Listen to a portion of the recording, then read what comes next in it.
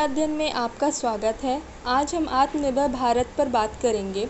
जैसा कि आपको पता है कि कोविड-19 महामारी के कारण हुए लॉकडाउन से आर्थिक गतिविधियां ठप पड़ गई हैं। इससे जनधन की अपार क्षति हुई है और अर्थव्यवस्था पर भी दबाव बना है। प्रधानमंत्री नरेंद्र मोदी ने देश के नाम अपने संबोधन में आत्मनिर्भर भारत की बात कही और 20 लाख करोड़ के पैकेज का ऐलान किया। आइए हम इसके लाभ और इसकी विशेषताओं के बारे में बात करते हैं।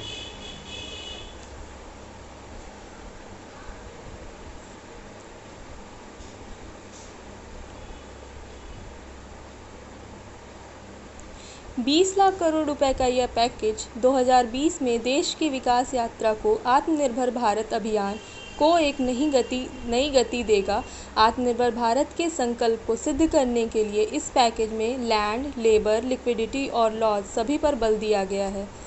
इस वाक्य को प्रधानमंत्री नरेंद्र मोदी ने अपने 12 मई के संबोधन में देश के सामने बताया।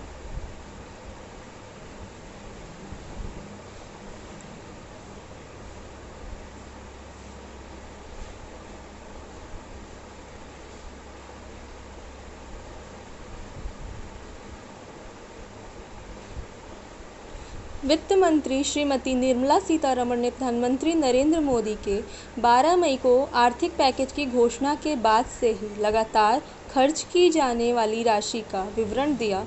5 दिनों तक वित्त मंत्री ने बताया कि अर्थव्यवस्था को प्रोत्साहित करने और हर क्षेत्र को रफ्तार देने के लिए किस तरह से कदम उठाए जाएंगे और धनराशि कहां खर्च की जाएगी। पहली घोषणा में प्रोत्साहन राशि 5,94,550 करोड़ की थी, जिसमें एमएसएमई के लिए विभिन्न योजनाएं शामिल थीं।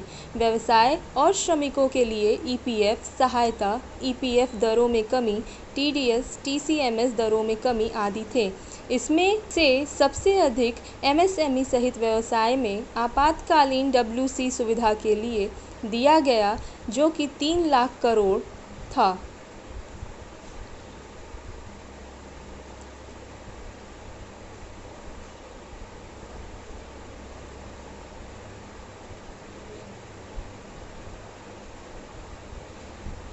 दूसरी घोषणा में प्रोत्साहन राशि 3,10,000 करोड़ थी, जिसमें प्रवासी मजदूरों के लिए 2 महीनों तक मुफ्त अनाज की पूर्ति, मुद्रा शिशु लोन के लिए ब्याज अनुदान, स्ट्रीट वेंडर्स के लिए विशेष ऋण की सुविधा, नाबार्ड के माध्यम से अतिरिक्त आपातकालीन कार्यशील पूंजी आदि शामिल थे।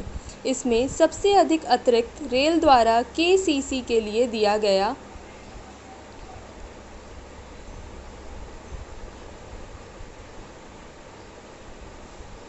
तीसरी घोषणा में प्रोत्साहन राशि 1,50,000 करोड़ दी गई, जिसमें फूड माइक्रो एंटरप्राइजेस, प्रधानमंत्री मत्स्य संपदा योजना, ऑपरेशन ग्रीन, कृषि इंफ्रास्ट्रक्चर फंड, पशुपालन इंफ्रास्ट्रक्चर फंड, हर्बल खेती, मधुमक्खी पालन आदि योजनाएं शामिल थीं।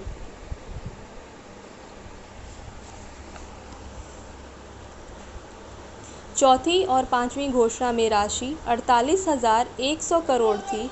आत्मनिर्भर भारत पैकेज के सभी घोषणाओं का योग 20,97,053 करोड़ होता है। प्रोत्साहन पैकेज से स्पष्ट है कि सरकार की नज़र मिड टर्म और लॉन्ग टर्म कदमों पर है। देश की जीडीपी में लगभग 29% हिस्सा देने वाले एमएसएमई पर सरकार मेहरबान रही। यह सेक्टर लगभग 11 करोड़ रोजगार देता है। फिलहाल यह मुश्किल है कि इन राहत घोषणाओं का क्या प्रभाव आएगा, मगर सरकार की नीयत स्पष्ट है कि आर्थिक बदहाली से देश को किसी भी तरीके से निकाला जाए।